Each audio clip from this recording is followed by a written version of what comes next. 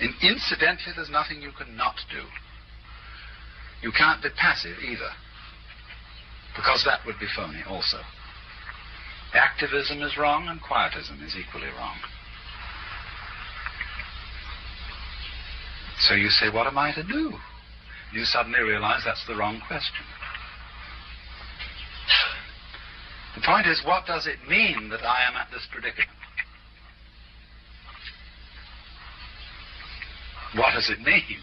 What it means is that your conception and sense of yourself as a separate ego is phony.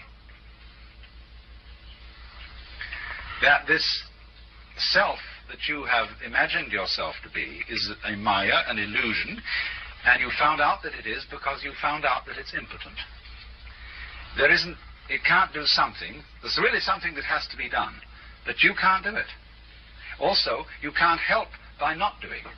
The ego is incapable of either because it is a hoax. It's a very interesting hoax. And it's been worthwhile having this drama.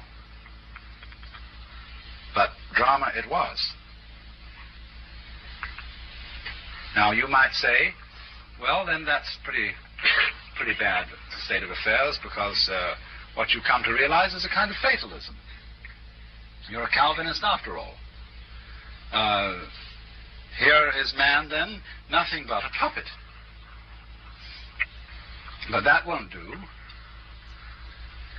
because when you talk about a puppet, you look upon it as something pushed around by somebody else. When you see, for example, the marionette in the little theater, you think of the marionette as being just a dead thing, which is being influenced by the player behind the scenes. All right, what about your fingers? Are they puppets? To whom? Are you your fingers? Are you not your fingers? Surely your fingers are integrally you. They're not parts of you. They are as much you as your head is. It's true you can survive with your fingers or your arm chopped off, but human beings don't ordinarily come that way. Having fingers is as much part of being human as having a head. So they're not puppets. They move by themselves, see? It's one of the most interesting things about human fingers. And yet, they're you, just as we move around by ourselves. And yet, we're something a lot more than that. So there comes then this catastrophic moment when you realize that your ego is reduced to a joke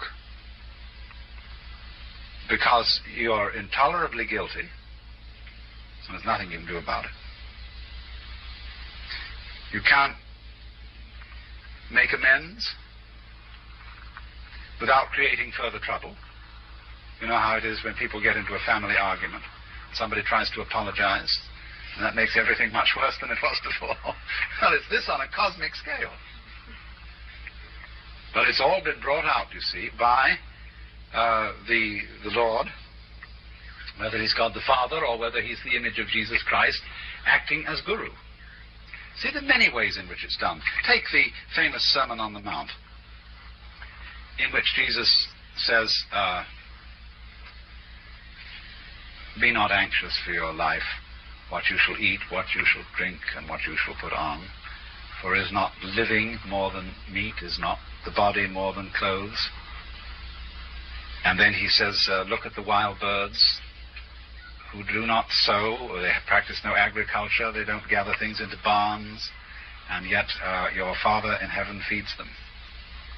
Well, all that, everybody always says, of course, nobody can practice the Sermon on the Mount.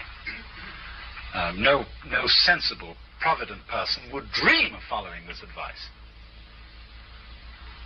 Then why is it offered? It's saying, you see, you ought to go back to the life of spontaneity, of not making plans for the future, the life of impulse. The implication is, why can't you? Figure that one out. Why can't you be spontaneous? What's stopping you? Why can't you obey this precept? In fact, why can't you obey the precept, thou shalt love? thou shalt be artificially natural. Thou shalt be purposively unself-conscious.